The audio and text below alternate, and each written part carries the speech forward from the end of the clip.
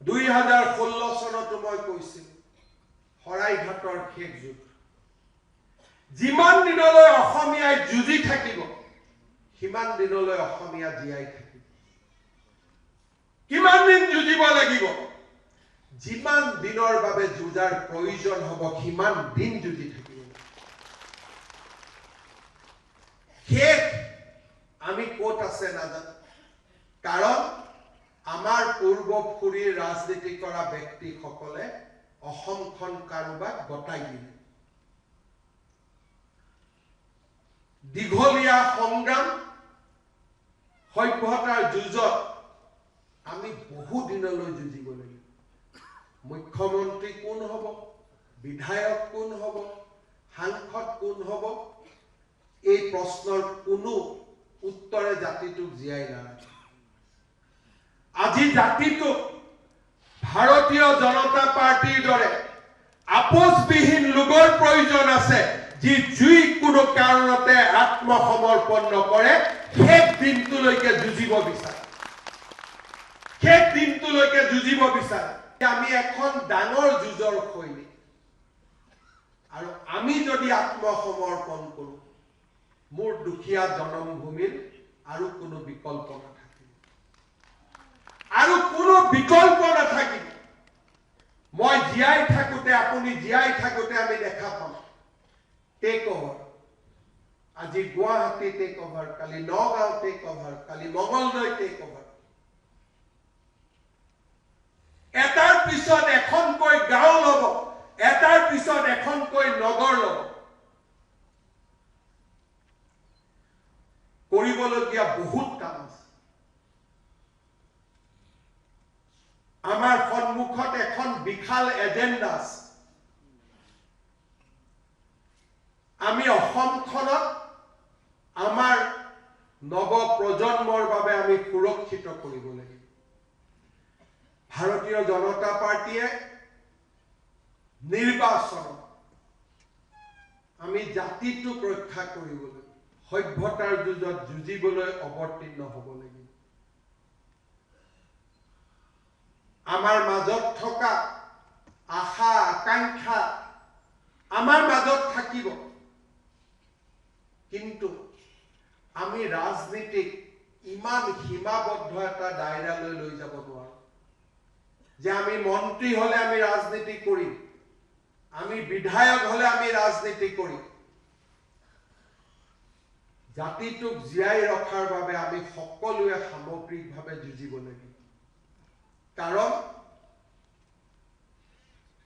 আজিও যদি দৰং নগাঁও মৰিগাঁও নলবাৰী বৰপেটা অসমীয়া লোকসকলক সোধে এনেধৰণৰ জীয়াই থকা কিমান কষ্ট তাক আপোনালোকে নিজে শুনিবলৈ পাব নিজৰ দেশত নিজৰ জন্মভূমিত যেতিয়া ক্ৰমে দ্বিতীয় শ্ৰেণীৰ নাগৰিক হ'ব লাগে জীয়াই থকাৰ কিমান ডাঙৰ কলংক তাক বুজিবলৈ বহুত দূৰ যাব নালাগে আমাক এটা কলংকিত জীৱন লাগে নে আমাক এটা সুৰক্ষিত জীৱন লাগে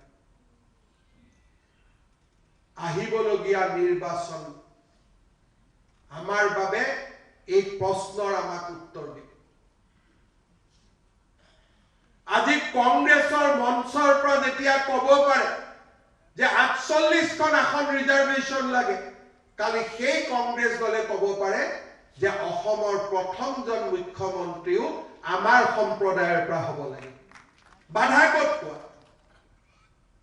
তেওঁলোকে যদি আসন জিকিব পাৰে কোৱাটো কোনো অসুবিধা নাই আৰু চাওঁতে চাওঁতে সাদুল্লাৰ পৰা কাঢ়ি অনা চকীখন আকৌ সাদুল্লালৈ গতি কৰিব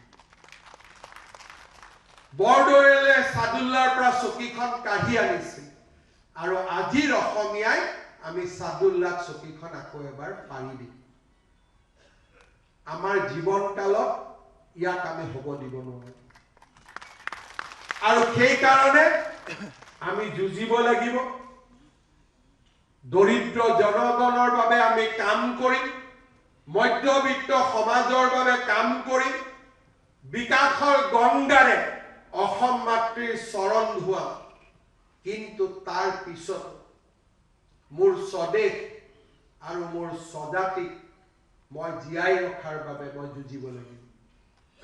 কোনোবাই যুঁজিবই লাগিব আৰু আমাৰ দেশখন আৰু জাতিটোক আমি বচাব লাগিব। ভাৰতীয় জনতা পাৰ্টিৰ কাৰ্যনিৰ্বাহক বৈঠক আৰু ৬০টা দিন পিছত আমাৰ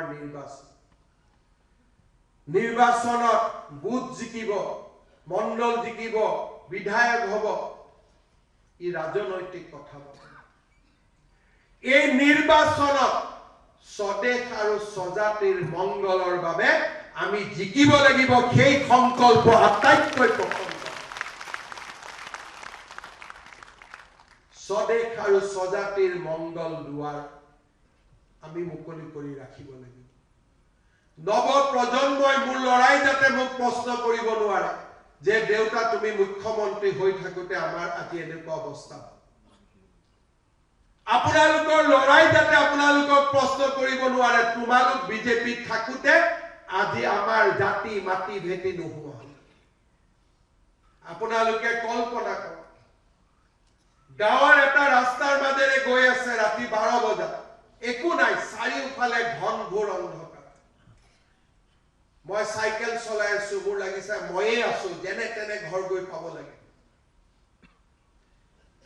সেই যাত্ৰা পথত দূৰত যেতিয়া আমি দেখা পাওঁ এটা কৰবাত চাকি জ্বলি আছে, মনত বিশ্বাস হয় যে নহয় কোনোবা এজন আছে, মই চিঞৰ এটা মাৰিলে শুনা পাব। অসমীয়া জাতিয়ে যেতিয়া দুখ আৰু বিপদৰ মাজত পথাৰখনৰ সেই চাকিটোলৈ চাব, ভাৰতীয় জনতা পাৰ্টিয়ে সেই চাকিটোক প্ৰতিনিধিত্ব কৰি জিলিকি থাকিব লাগিব। অসমীয়া লোকৰ বাবে আশাৰ বন্তি হৈ আমি জ্বলি থাকিব লাগিব। জাতি মাটি ভেটিক ৰক্ষা কৰাৰ বাবে আমি সংঘৰ্ষ কৰিব লাগিব। আমি যুঁজিম আৰু নিশ্চিতভাৱে আমি জিকিম। যদি লাচিতে নৰিয়াৰ দেহেৰে মোগলক পৰাজিত কৰিব পাৰিছিল, আজি অসমীয়া জাতি অকলশৰীয়া নহয়, অসমীয়া জাতি দুৰ্বল নহয়। অসমীয়া জাতিৰ লগত আজি নৰেন্দ্ৰ মোদী আছে, অসমীয়া জাতিৰ লগত আজি অমিত শ্বাহ আছে। ভাৰতীয় জনতা পাৰ্টিৰ এই গৌৰৱময় মঞ্চৰ পৰা পুনৰ এবাৰ মই আপোনালোকক আহ্বান জনাম, এই নিৰ্বাচন আশা আকাংক্ষাৰ নহয়, এই নিৰ্বাচন সমৰ্পণ। এই নিৰ্বাচন আকৌ এবাৰ জাতিটোৰ বাবে সমৰ্পণ কৰাৰ নিৰ্বাচন, এঘৰি যুঁজাৰ নিৰ্বাচন। অসমীয়া ভাৰতীয় সত্তাক, সনাতন সত্তাক জীয়াই ৰখাৰ এই নিৰ্বাচন। আৰু এই যুঁজৰ একোজন সৈনিক হিচাপে 26 চনলৈ সাজু হওক। নিৰ্বাচনত আমি জিকিম। প্ৰত্যেকজন সনাতনে আমাক ভোট দিব, তাক মোৰ কোনো সন্দেহ নাই। প্ৰত্যেকজন ভাৰতীয়, প্ৰত্যেকজন অসমীয়াই আমাক ভোট দিব। মই প্ৰবল আত্মবিশ্বাসী। নিৰ্বাচনৰ ফলাফল মে মাহত দিব পাৰে, মই আজিয়ে জানো। কাৰণ অসমীয়া মানুহে যদি এতিয়া শেষবাৰৰ বাবে কাবাক বিশ্বাস কৰে, তাৰেই নাম হৈছে ভাৰতীয় জনতা পাৰ্টি। কাৰোবাক যদি শেষ যে এইখনে আমাৰ শেষ নাও, ইয়াৰ এই নাৱেদি যদি আমি পাৰ হ'ব নোৱাৰো আৰু আমাৰ মাজত কোনো আশ্ৰয় নাই, সেই শেষ নাওখনক প্ৰতিনিধিত্ব কৰে ভাৰতীয় জনতা পাৰ্টি। আপোনালোকে সেই ৰাস্তাৰে, সেই পথেৰে স্বদেশ আৰু স্বজাতিক ধুনীয়া কৰক। নিৰ্বাচনত আমি জিকিবই লাগিব। হাৰা আমাৰ বাবে ৰাস্তা নহয়, পৰাজয় আমাৰ বাবে অপচন নহয়। আমি জিকিবই লাগিব, নিজৰ বাবে নহয়, সনাতনক জীয়াই ৰখাৰ বাবে, অসমীয়া ভাৰতীয়ক এই পবিত্ৰ মাটি জীয়াই ৰখাৰ বাবে এই নিৰ্বাচনত আমি যুঁজিব লাগিব, জিকিব লাগিব।